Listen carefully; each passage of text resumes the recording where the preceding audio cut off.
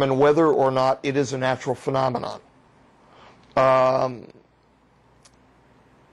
Possibly. Okay. I mean, you know, you could say that a travel in time could be a warp produced by a gravimetric device of a craft. You can move large distances in little to no time. So I'm not certain what the difference is, physically or mathematically, between that and what is being called an Einstein-Rosen bridge. You would need a physicist for that. I'm used to working on cells. And right. But, you know, and in a sense, if Lotus is creating some kind of Stargate effect, well, that's wonderful. Micro wormhole. That's wonderful if it is. It is wonderful, but in a sense, you might also have to let go of Lotus in that sense if it is going to impact. Oh, I have. I have. In fact, but for more tangible reasons. We brought the fine art of producing these portals for demonstration up to a science. We knew exactly what to do, know exactly what to do to propagate them with nearly 100% efficiency. They range in size, thus far that we've seen, between about 0.02 millimeters, so about 20 microns, to up to a millimeter. When we produce them now in the field, they're approximately a millimeter in diameter. And that's putting a heck of a lot of energy in, 50 times more energy than what we would do through the microscope. But we brought it to the point where it was a beautiful thing, where I could hook the right optics train on the scope, propagate with the use of a laser and electricity, and turn them on immediately on the surface of a silicate. And then we started getting things coming through on this end, or at least results in the medium around the crystal or around the silicate material that we were using, which were not normal.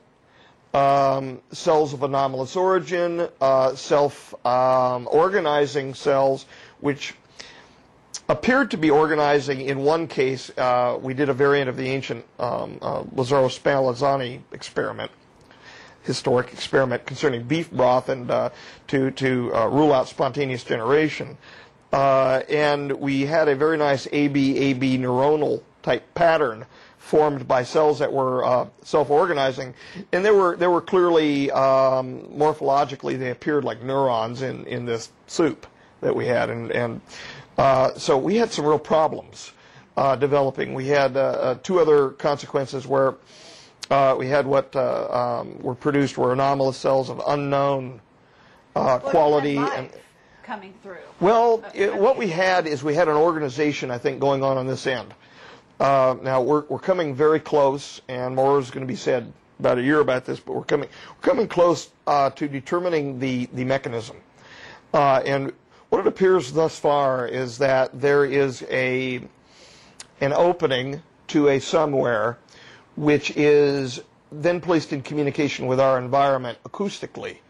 And then there is a series of reactions with microshards of silicate material or microshards of quartz in our environment, which then become actually spontaneously or nearly so enclosed with material from our environment. And they move off to various locations and actually have effects on target cells in our environment. And so it's apparently based acoustically. Okay, but that's understandable, although it's complex. And I'm not a biologist, so I don't pretend to understand all of it. But I understand where you're going with this. But but in essence, to get back to Stargates, because that's the subject of this. Really? Am I still? No, you're there. But the thing is that what I'm curious about I'm loosening the lock on the camera, so it gradually. is I'm actually curious whether or not these natural stargates that do occur in nature are not being accessed by beings, whether they be the Orions or whoever, you know, at will, into this dimension. I've got no information that the P-52 Orions or P-52J rods or the P-45J rods are accessing such a system, save the use of time travel technology, gates to move from one spot to another, and then the use of craft for moving from there to here. Meaning from a spot in reticulum, for instance, to a place in the Aquarius system, Gliese, or however it's properly said, and then, which is the origin of, from what I understand, of Project Aquarius itself, because they were known to be coming from that direction. And that is, I believe, in the Aquarius constellation. But because they're not they use craft then to move from there to here, but they're using a gravimetric technology to warp time-space. So I suppose that could be the same use, but I don't think it's a situation kind of like, you know, you walk out into a wilderness and you see a whole parade of people coming through a Stargate with, you know, 4 heads and 16 eyes and things like that. What about a whole parade of crafts? I don't know. Okay. It's the best answer I can give. Most honest one I can give. I don't know. I have not, in 20 years of history, of history with Majestic, heard of anything like that from them, meaning as part of either a treaty system or an ongoing operation. However, I've also heard reports of craft being seen in the sky. I've seen craft in the sky, which I was not, you know, directly involved, like the Mayboyer Park incident in '73. I've seen what I believe. Well, I have to say, lights in the sky.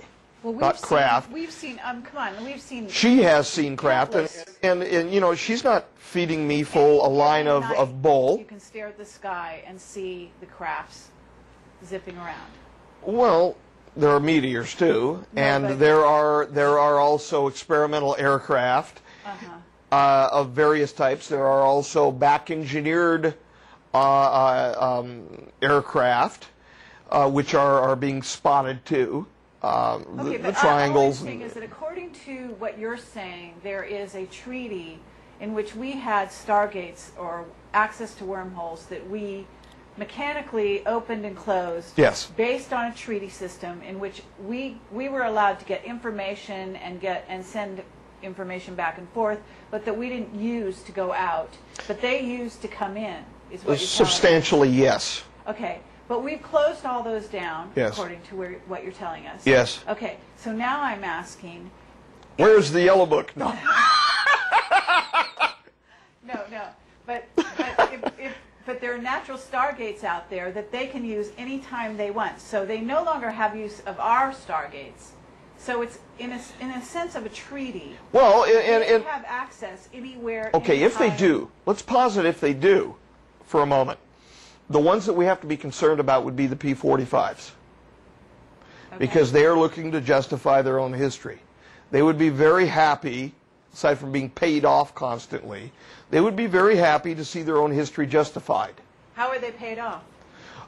They're paid off with technology, with assistance. In the past, they were paid off with a certain number of abductions per year. What would they do to those people? Aside from a longitudinal genetic drift study, that's enough.